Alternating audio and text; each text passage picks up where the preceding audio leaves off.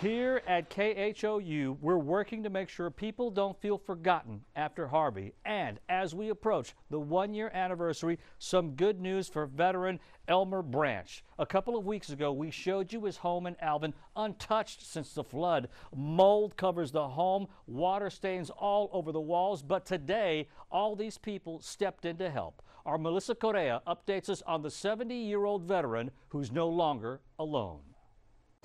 By flashlight, a look at just how badly an Alvin man needed help.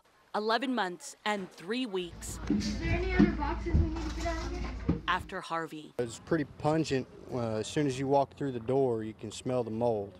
You can still see the water line on the walls, which are covered in mold. You know, I've been into hundreds of Harvey flooded homes, but this was by far the worst home that I've been in. David Hollers works for AT&T, and 2 weeks ago, he took a service call at this home on Snyder Street.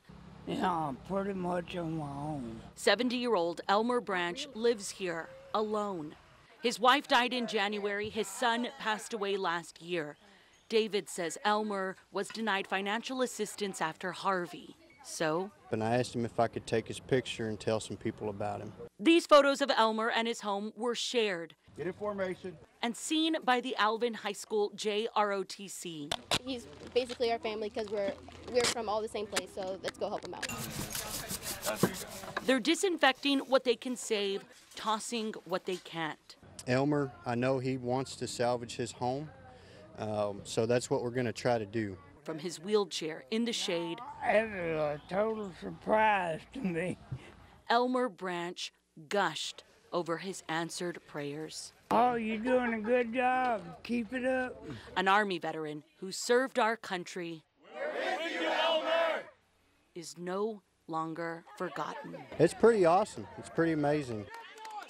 Help is on the way. Team Rubicon, a group of military veterans who help people rebuild after disasters, is also helping Elmer, and it will be months before his home is finally ready. Right now, he's staying in a hotel. But a huge shout out to Alvin High School students, those JROTC students. Turns out over the last year, they've helped dozens of families in the Alvin area clean up after Harvey. Those kids first stepped up a day after the historic flood. This is what we love to see, standing for Houston at its best, Ron. Oh, that is so awesome. Thank you so much, Melissa. Now, if a JROTC group can help, so can you. If you can help or volunteer, donate, email us at forgotten@khou.com.